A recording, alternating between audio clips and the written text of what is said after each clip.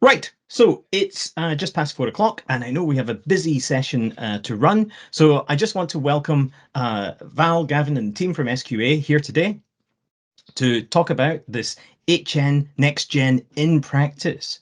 And it's great because today we're going to hear not only from the SQA team about the state of play and what's to come, but also from some of the people who have actually gone through the process of delivering those NextGen courses. And just to hear the good, the bad, pass on some advice, and open the floor to some questions. So without further ado, let me pass over to Val and let's start. Thank you very much, Kenji. So I should start by saying I'm Val Innes. I'm the Head of Service in SQA for Next Generation Qualifications and Standards, and that means that NextGen HN sits firmly within my remit. I've given you our vision statement there. That is the vision statement that was developed nearly 3 years ago now. And it's something that we hold dear. I start each presentation with the vision statement just as that placeholder to remind everybody what it is we are doing and why. If we can move on to the next slide, please, Jordan. We chose to take a service design approach to NextGen, and that again is something that we have held dear. Those of you that have been involved in service design approaches before will recognise that double diamond, that identifying a problem and developing a solution approach. That has been adopted in NextGen to a slightly more complex diagram that shows our year of prototype qualification development and a subsequent year of pilot delivery. So the approach that we've taken is certainly collaborative. We're not developing our NextGen qualifications alone, far from it. So that collaboration starts before our QDT is even formed. We are reaching out to critical friends, to specialists for each qualification area, and who those specialists are will obviously vary from subject to subject. For example, for our childhood practice, our social services, then as well as the usual college and employer representation, the SSSC were clear colleagues that should be engaged at a very early stage. If we were looking at social sciences, then critical friends, were certainly cited in the university space with other professional bodies as well. So we've certainly carried out a lot of consultation, a lot of engagement with our critical friends. The QDT is made up of representatives, as I say, from every stakeholder group that is relevant to that qualification. And we have a detailed and thorough learner engagement programme as well, which means that we are engaging with every NextGen learner on every NextGen programme twice a year for the duration of the pilot phase. So you can see there, as I say, we've got our 1 year of qualification development and 1 year of prototype pilot delivery. We have a dependency on our new IT systems, so some qualifications have been in pilot slightly longer. That's an indication of the success of the pilot approach. That is just us getting our ducks in a row in the background here. So the colleagues that you're going to hear from today are those that have been extremely proactive in the development space and also in the prototype pilot delivery phase. And I'm not going to say anything else, as I realise it is those practitioners that you've come to hear from today. If there are questions coming in, of course, that my colleagues or myself in SQA need to answer, we will, but the floor is really open for those that have been doing the work on the ground with the delivery. Thanks, Val. I'm happy to kind of pick up from here, and good afternoon, everyone. So as Kenji mentioned earlier on, I'm one of the new product development managers within NextGen. But my main role today really is to take us through 4 key themes in relation to NextGen. So we'll have a look at meta skills, assessment, grading, and learning for sustainability. I'll then finish with a little bit more around next steps, one of which I do want to mention just now. So after today's podcast, we're looking to host, sorry, after today's webinar, we're looking to host a further podcast. And the purpose of this podcast will be a more detailed chat with some of our colleagues you probably will hear from today around everything next gen. And the reason I mention it just now is hopefully as we go through the 4 kind of themes, the majority of the podcast later on will be made up of questions submitted by everyone on this call, or anyone that chooses to watch the recording that's potentially signed up for this. So as we move through any as the sections, if you do have any questions, please feel free to, as Val mentioned, just pop them into the chat. If we can, we'll get round these questions today, but if not, that'll help shape the podcast as we have moving forward. So anything at all, as some of our practitioners are talking through, please feel free just to pop that into the chat, and we'll try and pick that up either today or later on in the podcast. In terms of today's webinar, before each section, I'll provide a very short overview. I know some people will be less familiar than others around the different sections, but as kind of Kenji and Val have both mentioned, the main focus today is really just to hear from the practitioners involved in NextGen who will share their own experiences, and hopefully then at that point it's something that everyone else can relate to on the call.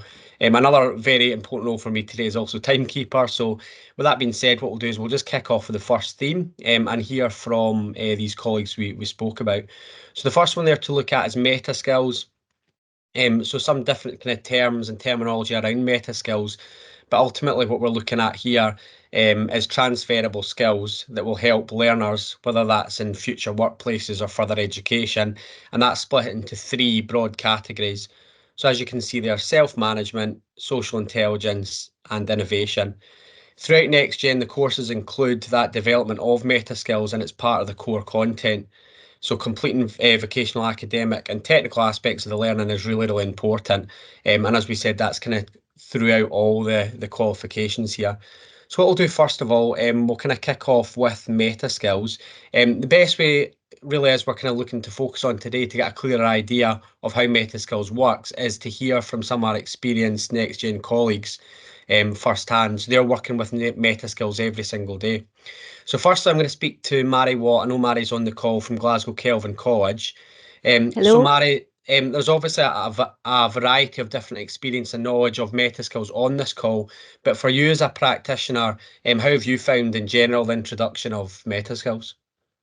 So the area that I'm working in is performing arts, and meta skills is something that we inherently deliver. We're very lucky that way. We do it all the time.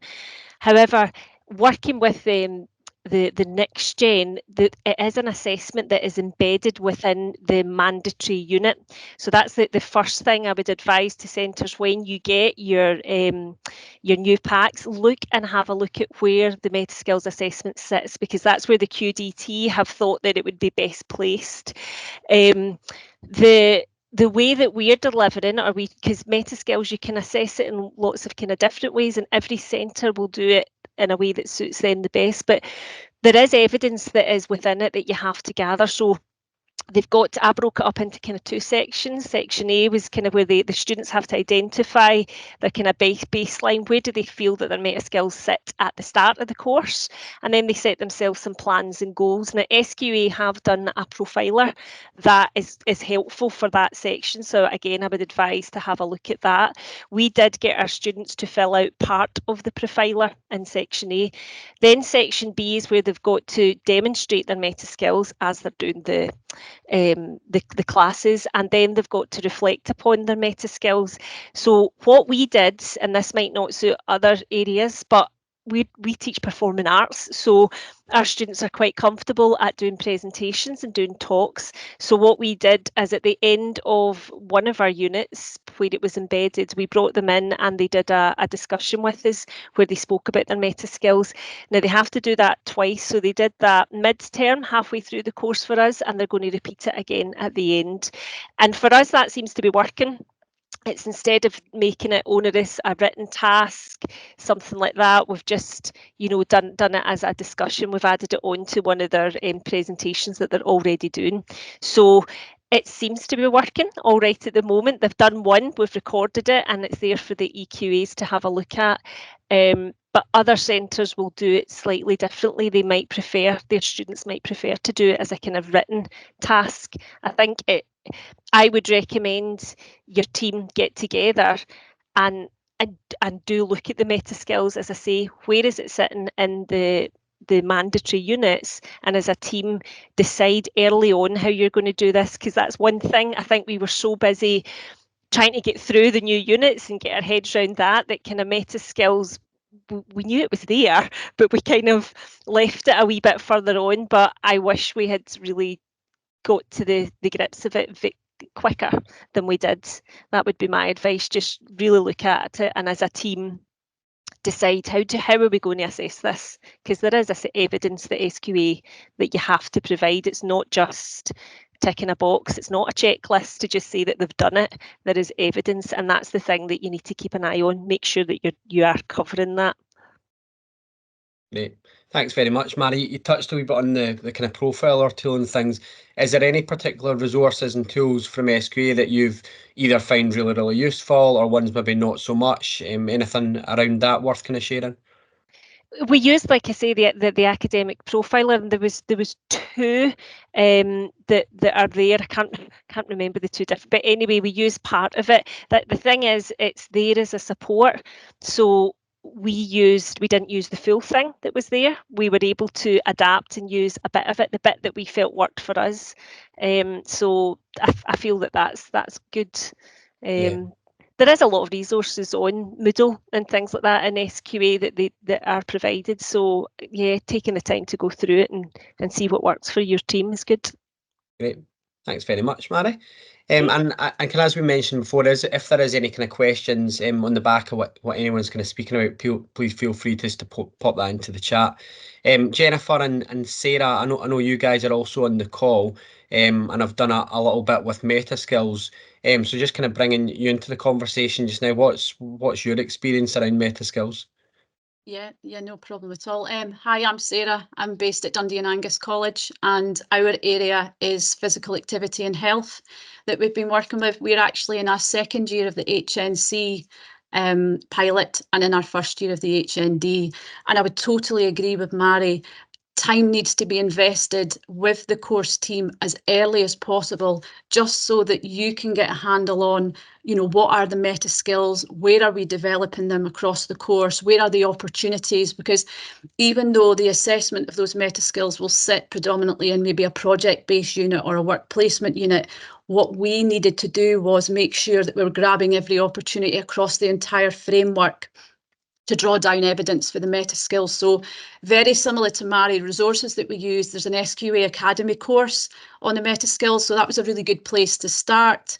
And then we used a lot of the infographics and just tried to get really rich discussion amongst the learners around their understanding and where they might see themselves, and being able to first profile themselves and then eventually develop. There is a meta skill profiling wheel, which is fantastic. It's very visual, so you can map that out at the beginning of the year and then revisit as often as you like, but certainly at the end of the year to sort of track on progress.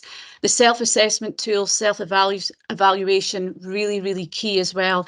When we first started on our first pilot year, a lot of these resources weren't available, so we were a little bit in the dark, but now having all these SDS resources, which seem to be getting added to as we speak, absolutely fantastic. And these can be contextualized as well, which was, you know, really, really key. But that mapping document or mapping exercise, do that as early as possible, and even think about the potential of where your learners are coming to onto this course.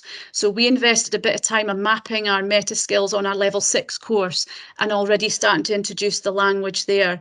When we interview candidates coming on this NextGen course, we're introducing the terminology around meta skills. We've even gone as far to sitting with our placement providers. So when they're pulling sort of specs together for some of the opportunities for those placements, they're already talking about the meta meta skills and are looking to help develop learners. So it's really just about trying to get that buy-in so that everybody's talking the same language, and then grabbing every opportunity in a learning and teaching environment to say, oh, you know, what are we working on at the moment? Oh, this is, you know, around social intelligence, for example, and our ability to empathise with our clients, etc. So really trying to embed the language, embed the talk, and embed some of the visuals and things, you know, throughout the whole framework, rather than just that outcome that's maybe sitting in that project unit. But hopefully that's given, you know, a bit of an insight into our experience. It has been really good, but you need to get everybody, the whole course team, you know, completely embracing meta skills. Great, no, that's really helpful, Sarah. And one of my kind of general questions was going to be around kind of tips for other centres and things, but it sounds from your point of view, it's that kind of mapping it in early and then getting the buy-in from everyone around it as well. Would you agree with that? Yeah. Oh no, absolutely. That would be in my top 10. But think about, I mean, the really good news is that the meta skills is now being introduced into, you know, the SDS activities with school leavers as well. So that's music to our ears, because we were finding a lot of our applicants that were coming in from school weren't familiar with that, even though we were embracing a lot of opportunities to work with our level 6 students. So it's coming, and then employers as well. So out in industry, the language is starting to filter its way to there. But no, that would be one of my top tips, is to map and embrace every opportunity. There's lots of evaluation and reflective practice within our area.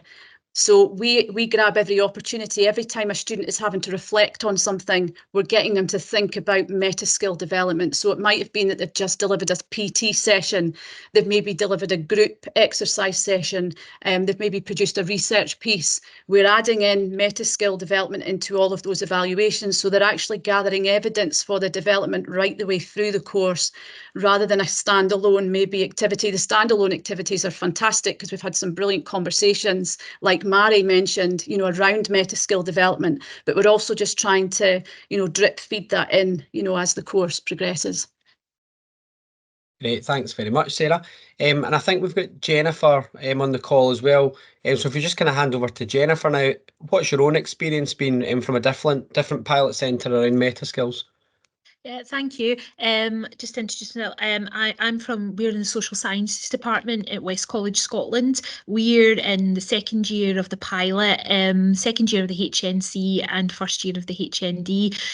A lot of what Mari and Sarah have said, I would definitely echo. I would say definitely our meta skills section falls in the Common Core unit in social sciences, and we found very, very quickly, and we learnt in the first year, that it can't just stay in the one topic area. It needs to be over all subjects, and it needs to be very early that you engage with it. So a lot of things have been mentioned. One of the things that we've introduced as a college, we haven't been able to use it as much this year, but we plan to use it pretty much going on forward, is an online tracking device that all students are engaged and asked to encourage to engage in with meta skills. So they're getting used to, as you said, Sarah, the language of meta skills, because that has been an issue we've had. We've had some students that have had no understanding of meta skills, haven't even came across it, and that's almost been kind of teaching them this language, even though it might seem obvious that they would know about it because it is transferable skills. They aren't necessarily aware of it. So we've started using this tracker that every class is going to start charting, and that tracker they can keep for their entire time within the college. So if they start with us on level 5, move on to level 6, HNC, HND, they'll have a record of that throughout the whole year. Another wee thing that we've also done as well, again, similar to what Sarah was saying there, is reflecting throughout the year. We've built into our assessments a reflection piece every time they do one of the big essays or one of the big projects. And one of the things we've asked our students to do is to identify what maybe 3 meta skills they think they've worked upon in this term.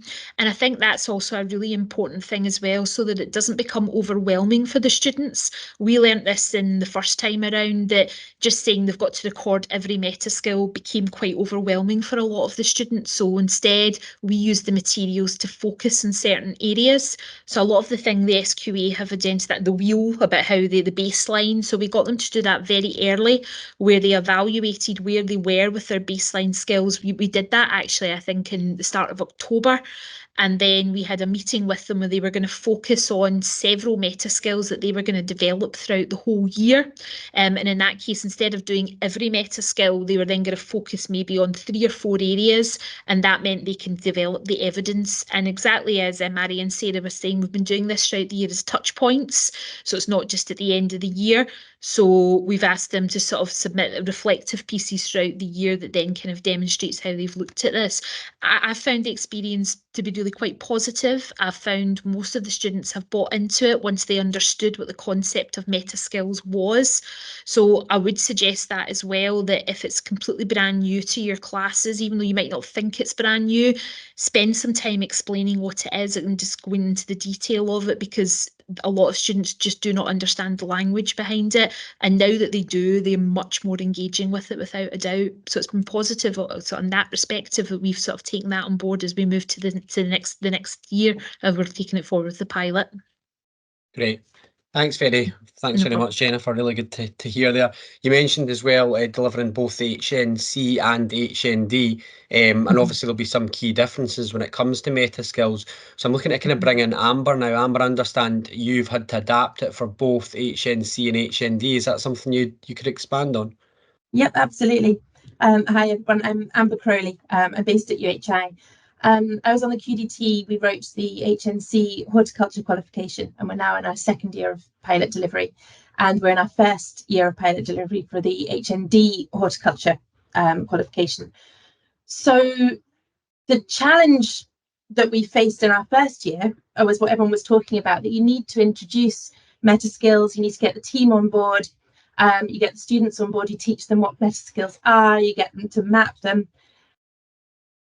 There's another challenge when the students progress onto their next level and they've already done meta skills in their previous level. So as we're starting to introduce this from school leavers all the way through our FE, which everybody will be doing, you can't teach that again. You can't start in the same place at the beginning of the year, but you do have groups of students who, some of them have done it, some of them are new to it. So we've started looking quite closely at the differentiation between the levels and how to teach meta skills and develop meta skills in groups who are mixed and who have experienced it before, some who haven't experienced it before. So one of the things we're doing is taking quite a different approach at the different levels. So at the HNC level, we're using the SQA profiler for the students to learn about meta skills and map their meta skills. But since some of our learners have now done meta skills in their previous courses, in their NCs, for example, we're asking those students to help teach each other and teach their classmates about what the meta skills are, so that we're really valuing their knowledge and experience of it in the previous years. But then when we're taking our students onto the HND year, we're not using a profiler. We're instead now just piloting using interviews instead. So we're giving our students interview preparation questions to work on, which are based around how they've developed their meta skills and how they could develop their meta skills further. And then we're doing sort of mock employability interviews, really as if we're interviewing them for a job, where they get to talk about their meta skills. And it feels quite different to plotting it again on a profiler. So that's been quite popular so far. The other thing that we've introduced, which has been useful across the board, is when lecturers give assessment feedback on any assessments through any of the courses, they include a section on meta skills feedback. That means that all the lecturers sort of have to have buy-in to it, because they have to be understanding where the students are developing their meta skills. And by including a little section on that, it means the students get some feedback on how the lecturer thinks they're developing. And the students also have that evidence after every assessment that they have developed, and they can use that then in their interviews or in their profilers or in any way that they're reporting it. Great. Thank you, Amber. Again, a really kind of interesting insight in terms of meta skills, and thanks very much for everyone for the kind of contribution for meta skills there. Hopefully that's been useful, and it gives you a bit of an insight into meta skills. As Kenji mentioned at the start, if you have any questions, please feel free to pop them into the chat, and we will have an opportunity for questions at the end as well. So if you've got anything around meta skills or any of the other themes as we go through, please note these down, and we'll open it up for questions at the end as well. So moving on to the next section here. So we're looking at assessment now. So based on assessment, really, we're looking to include a commitment for both, again, HNCs and HNDs to have larger and fewer units. And again, the whole idea around that and the main purpose is to significantly reduce the burden of assessment for both learners and practitioners. So that was something that was in the design principles, which is key to NextGen. So we're now going to look at assessment in a little bit more detail.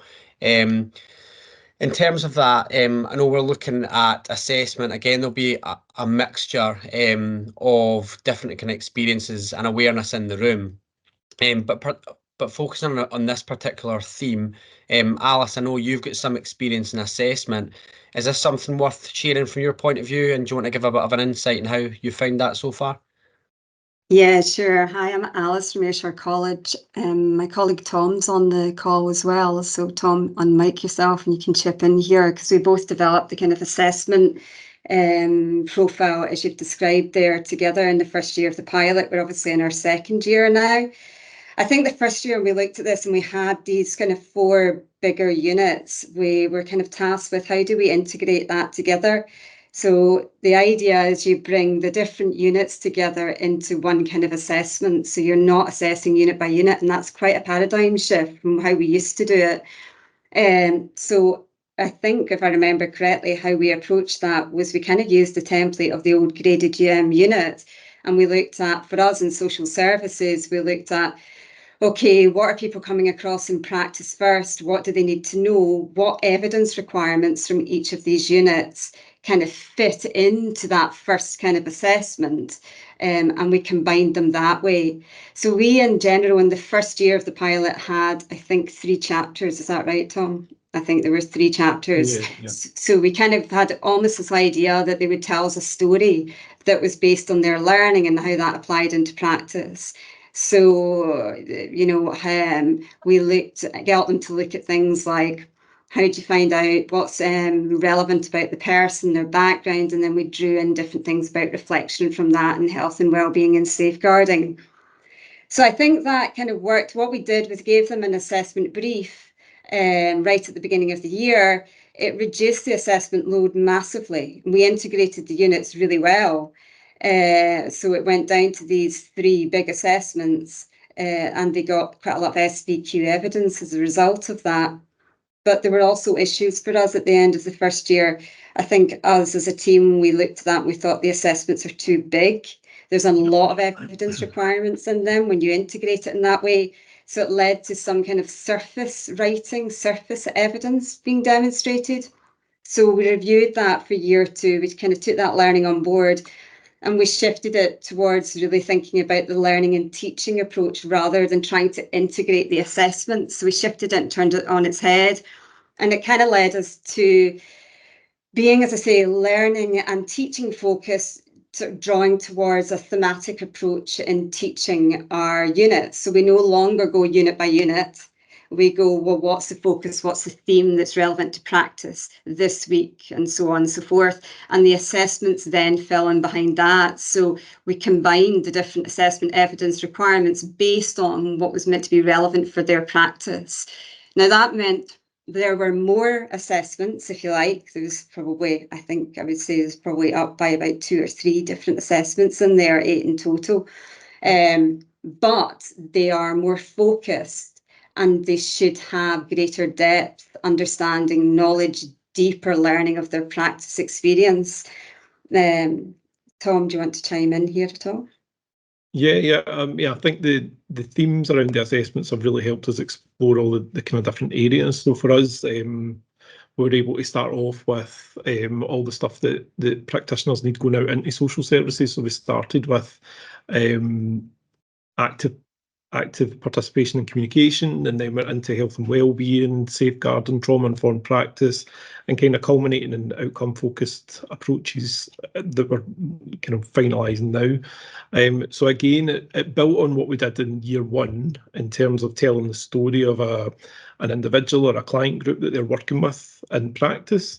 But it just, I suppose this year, it just gave a bit more opportunity to go into a bit of detail around some of the different areas and draw on some of our own experiences from practice as well a wee bit better. So I think this year, although there was more assessments, I think overall they're much more kind of cohesive and they've worked much better. And actually, they've allowed the students, I think, as they reflect back now, to develop their meta skills more, because they've been doing things differently. So, yeah, I think the approach that we've taken to the assessment this year has worked better, and we'll tweak and adapt that for next year as well. I think the biggest kind of challenge ongoing is the SVQ component and just making sure that's really embedded in there as well, so that there's not any kind of duplication. Yeah. So I'd agree, and I think it's worth thinking about how you as centres generate what methods you use to take the assessment evidence in. So as Tom mentioned there, we have the SVQ as well as the academic units to consider, and we're kind of still thrashing that out going into the pilot third year. You know, what's the best way of gathering that? So because we have different systems, we have the My Learning, we have one file for SVQ. So it's worth, I think we're now kind of going, you know, do we need to switch over our systems and gather it in through one file and work, because we have an SVQ assessment centre as well as an academic centre. So we've got these two different areas of a college working together to deliver out in the same programme. And we're sort of now thinking, well, actually, do we need to use just one system? I think I'm right in saying that, Tom, aren't we? Just to try and reduce, again, the assessment burden on the student, the over-assessing as well, just to make it easier for them to get those evidence requirements. So I suppose the NextGen, what it's been really good at doing is, as a practitioner, because I taught in legacy, as a practitioner, it stopped us seeing SVQ as a separate thing as such to the academic qualifications, but that in no way reduces the challenges that we have in our students producing that evidence. So we're still trying to get over that hurdle. Yeah. Great. No, that's a really helpful overview and some good tips as well. So thanks very much, Alison. Tom, Mary, do you want to come in just now?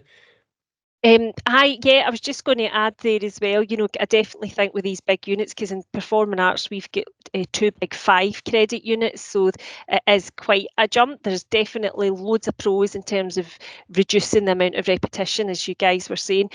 Just one thing that can be a bit challenging to bear in mind is writing the assessments for these big 5 credit units, so that it does take a lot of time, and perhaps when it does go out into the other, perhaps there will be ASPs generated or whatever at that point. For the pilot centres at the moment, we were writing those big assessments ourselves, so that just takes a bit of time. We have got our kind of heads round it now, but it's just something to the other areas, other centres might need to just plan for or have a think about that because it is a bigger chunk. Certainly with us, the 2 5 credit ones were took a bit of time to do, but we got there. We did get there in the end, but just keep it in mind. Good. Thanks, Mary. Jennifer, do you want to come in just now? Yeah, just one last wee thing just suddenly came to mind about the assessment. One big advice I would give from when we've done the assessment over the 3 campuses is to reach the consensus of how you plan to assess some of the things, like not even just the meta skills, but some of the criteria are things such as, you know, how do you chart a student's progression? You know, how do they engage in class? You know, that's part of it. And I think one of the big things that's really important is that you've got a consensus over all 3 campuses, that you're all assessing in the same way. So how we've sort of reached our assessments is, and again, that'll come to the gradings. I didn't want to say too much about that, but that kind of notion of how how are you going to reach those kind of ends assessments? Are you going to, you know, kind of obviously assess in the same way in every single subject? Are you going to look for the same kind of levels of for example, contributions in class? Or are some subjects going to focus more on the written elements? And I think that's something that we identified quite early on as well. And I really would recommend that for all staff that are as they move forward as well. Perfect. Thanks, Jennifer. And as you touched on, grading is the next section. Just before we move on to that, Dan, I know you do have a bit of experience, you know, coming from a different centre and working with the assessment. Is there anything in addition you would add to that? Any kind of tips or any challenges there? Yeah, well, I know Alice and Tom quite well. We're all in the social services group. And yeah, definitely is a challenge integrating the SPQ as well. But I think having that time planning before assessment starts is really important, especially to get that integration. What we did was we basically put all the units down, looked at all the evidence requirements, and looked for the themes involved in that, so it would be a thematic approach. It definitely does avoid over-assessment doing it that way. We also made sure that we used a mix of evidence types. So if there was opportunity for products from the workplace that they would be completing, such as risk assessments or individualised care plans or whatever, we could use those products as evidence as well. And also like witness authentication as well. So it all kind of comes together. But we looked at, when we did the assessment, we looked at sort of 3 projects which were broken down into different assessments. And then we taught by theme to kind of meet the evidence for each of those projects. So I think also when you're thinking about your assessments, it's important to plan when you're going to deliver them as well, particularly with the meta skills, because you'll find that it's a lot easier to do your meta skills baseline at the beginning of the year. It's spread out across the year, and then you can reflect on it at the end. So we spent a lot of time planning how we're going to assess, when we're going to assess, and also providing quite detailed briefs on the assessment that the candidates needed to do. So that kind of helped them understand how the evidence requirements that they were meeting were fitting in with the units, because everything's detailed and it's outlined for them. And something that we worked a lot on this year is looking at the gaps for the SPQ evidence, and supporting assessors to support the learners to identify the gaps and see what evidence they can put in place while they're working on their HNC units. So it was quite a challenge, but we're getting there. It's a bit of a work in progress, but it's interesting to see how it's all sort of planning out and everything. So yeah. Thanks, Diana. Really good insight there again. And finally, pass over to Sarah. Yeah, I was just going to come in really briefly because I just wanted to mirror everything that's been discussed already in terms of assessment. We as a centre have definitely taken a thematic approach, and that's been wonderful, so that as a student, is on course during that week, they're developing evidence for, different outcomes, and it's very, very theme-based, which has been fantastic. The reduction of assessment is getting there. We're discovering things all the time, and I think as these next gen products are rolled out, there'll be even more ideas around the table. So I think it's some have to be very agile. What we've found really useful, we've made it really clear to our students that are on course and have been on course for the 2 years of the HNC and HND that this is a pilot project. So they have actually identified areas because they are the ones that are living and breathing the course.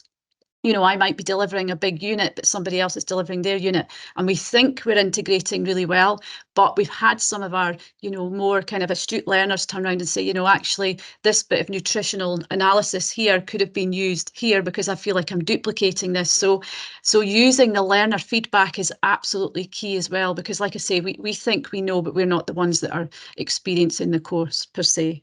But no, that was all I was going to add in there. Yeah.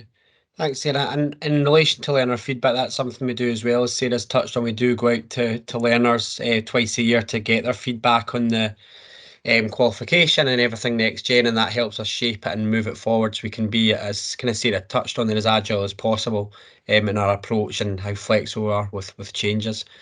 So looking at the kind of third theme now, I'm moving on to grading just now.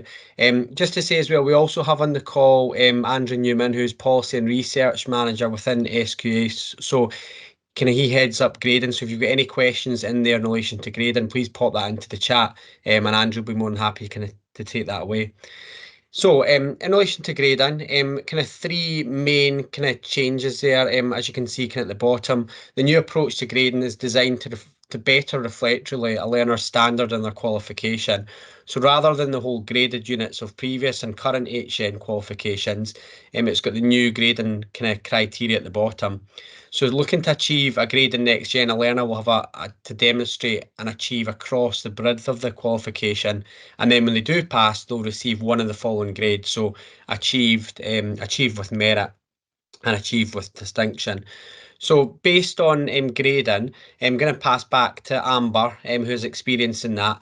So how have you found incorporating the different grading approaches within NextGen?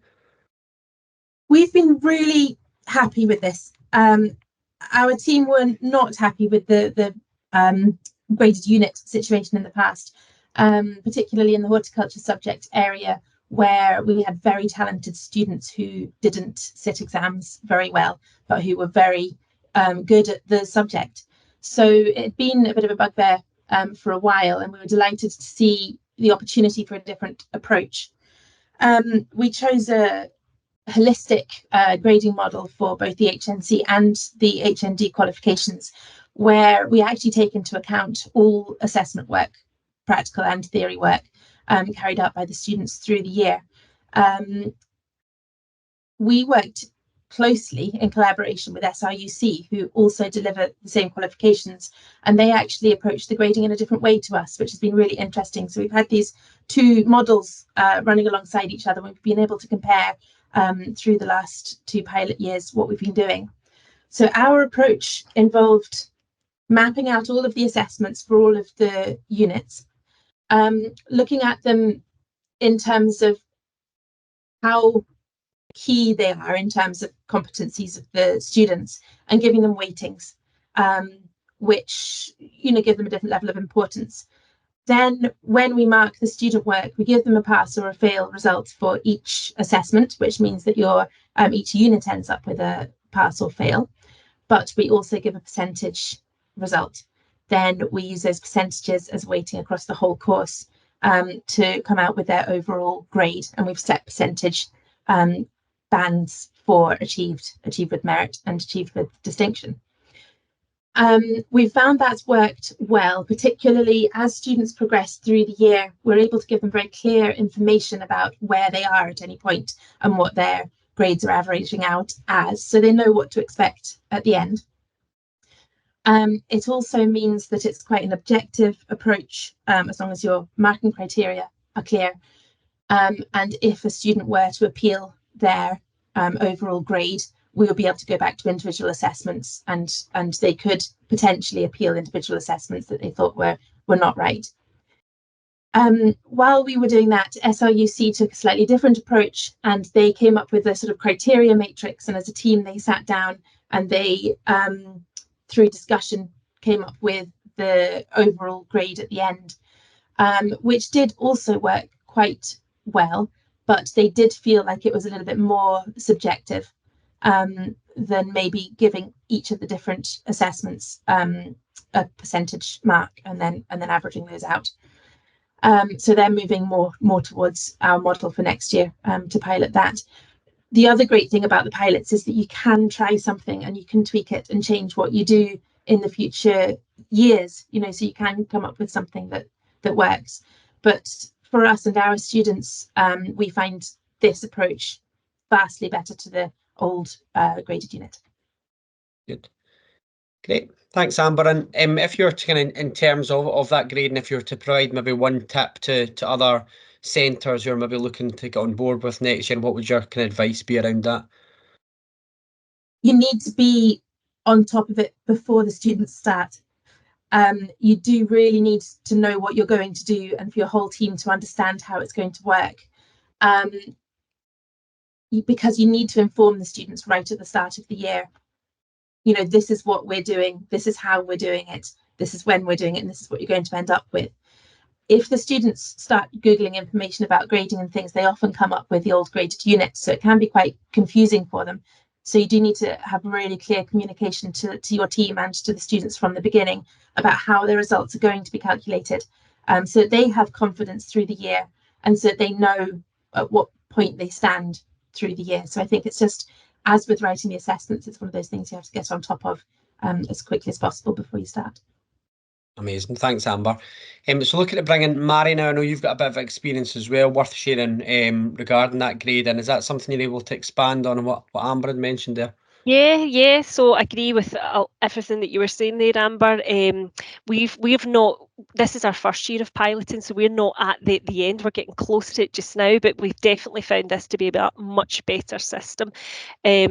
What we've done with the students, and it was suggested at the QDT, it was one of the other staff there that works in the universities had highlighted, don't leave it as a surprise at the end to the students, and when you so they should know what they're on track to get, and at the end it's preferable to give them the feedback verbally rather than it come through as an email or something like that, because at that point what you can get students that say, well, why? Now if you're speaking to them at regular basis that shouldn't happen, but given that verbal feedback it can be good. So what we have done and we found it's working really well. So at the end of their first project, we brought the team that were assessing them together into the one room, and we brought the students in one at a time, and it was challenging with that to get a staff team together because of timetables and things, but it was worthwhile. Each member of staff was then able to give them their own feedback on where they're sitting and why, and we found that it did motivate the students, because you've got some that we were sitting, saying you're currently sitting at an achieved, here's what you would need to do to get a merit, and you get those students that will work and push and really want to get that. And I think it's working really well. The distinction is difficult, and it should be difficult. You shouldn't have it'd be rare for a full class to walk out with a distinction. At the moment, we are currently looking at about 4 merits and 1 distinction. We've got 1 student that just is fantastic and has been consistently at that high standard.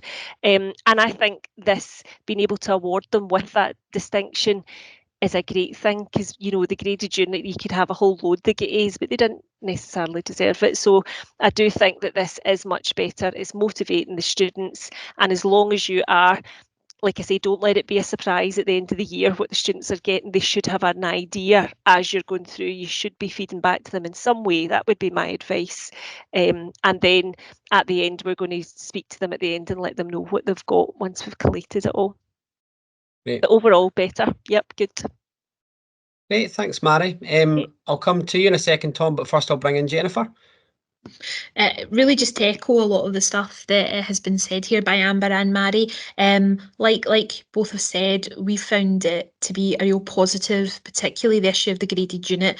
Like you mentioned, Amber, we had a lot of students in social sciences who worked their guts out throughout the year and just couldn't cope with an end of year exam and then walked away with nothing. This, however, has led the opportunity to students who do struggle with that to demonstrate what they can throughout the year. As both were saying as well, make sure you know from day one what you're doing, make it very clear to the students, because it then does prevent the problem later on with the student who hasn't been paying attention or hasn't been engaging, who then sort of says, well, it's not fair, I'm getting this level, because you've then got the evidence to say from day one, well, actually, you've been told and here's how you've been graded, so it's not a surprise.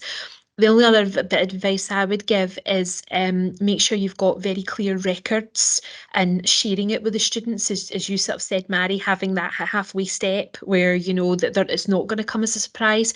What we found has really helped is we've kind of encouraged this with all our staff, and our staff have bought into it, is even making, as we've got a matrix, as sort of some of the others had mentioned, and we make wee notes if they've maybe achieved certain things. So again, we've got that evidence that can be shared with the students, and we're definitely seeing maybe students who, as you sort of said, Mary, maybe would just excel in exam, or maybe it's more sort of evidence of what they've achieved throughout the year.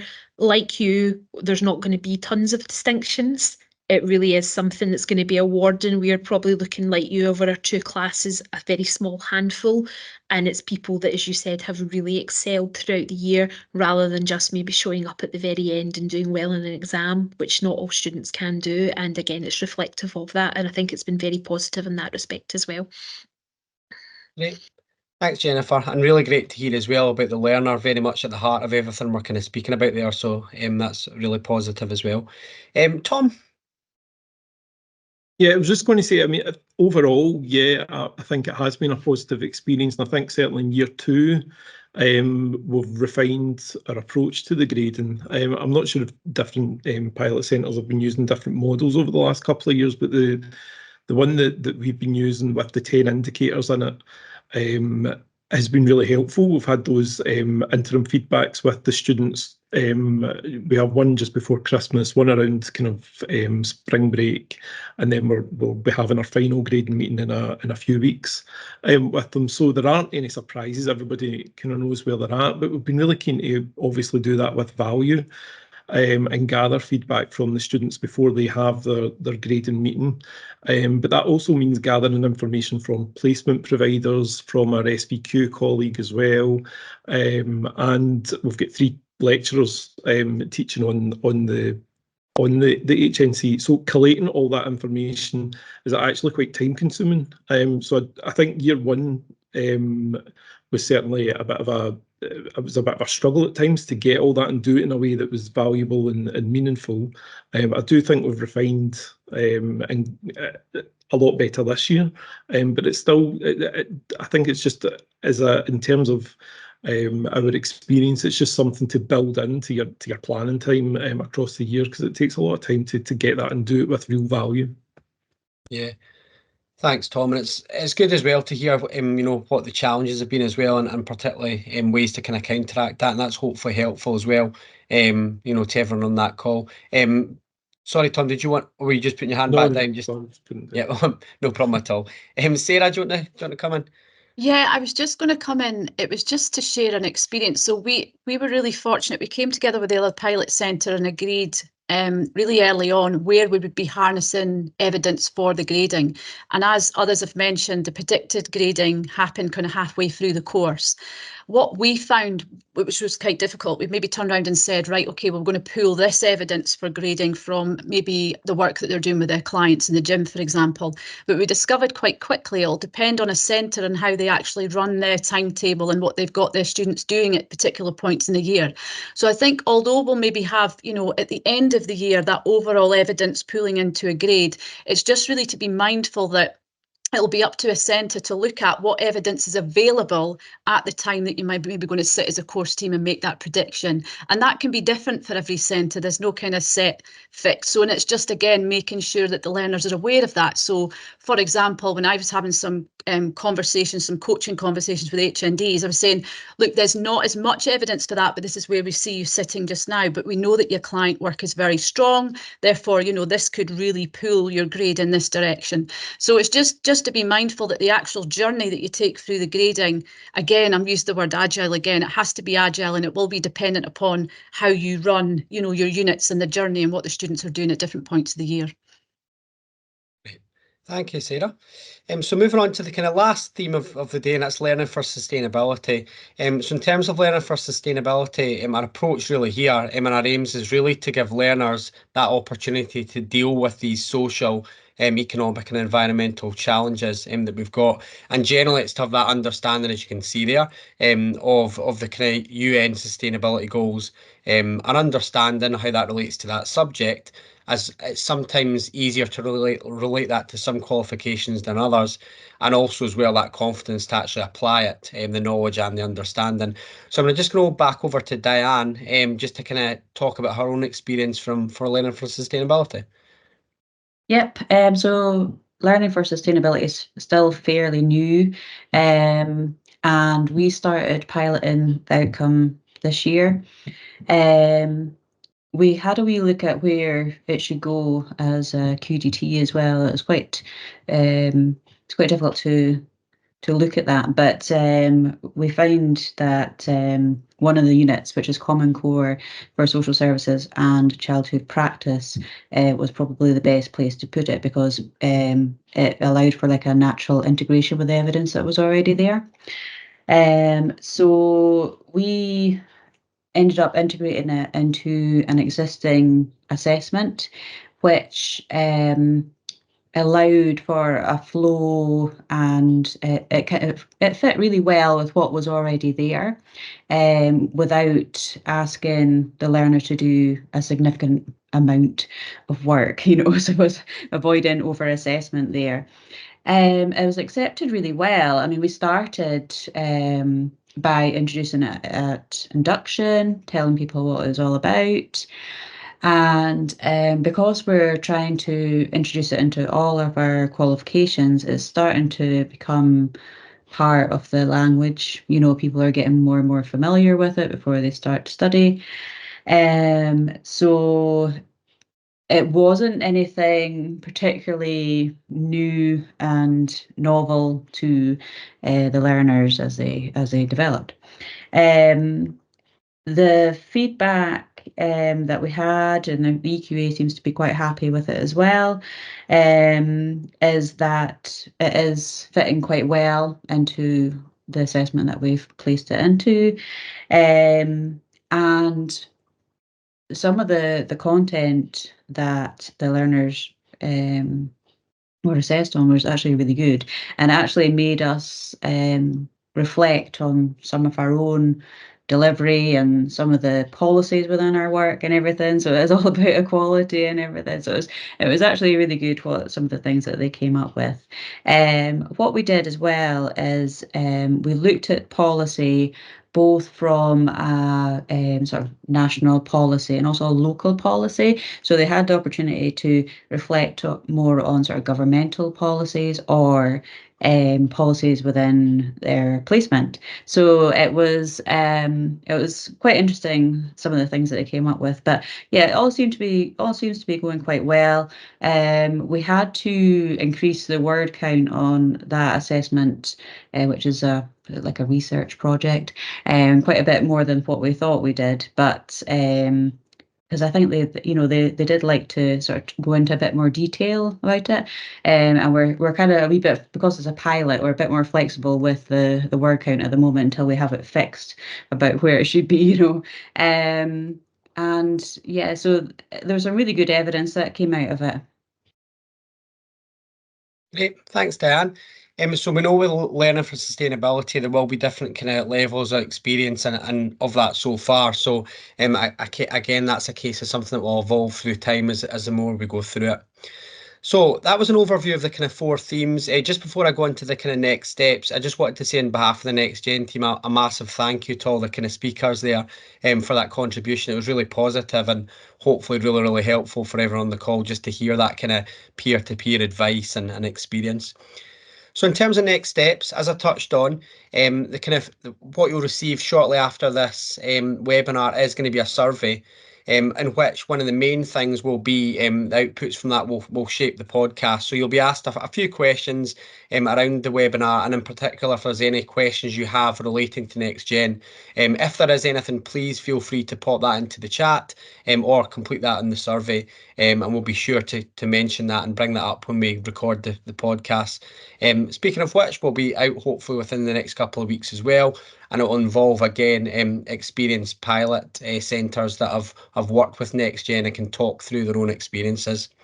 In terms of subject support, further webinars and support sessions and resources are always getting updated, always getting developed, and will be delivered throughout the next academic session as well. Again, we'll look to tailor that to each specific subject, but also different themes as well that come out from different feedbacks, whether it's through surveys or general feedback in terms of inquiries that come to NextGen.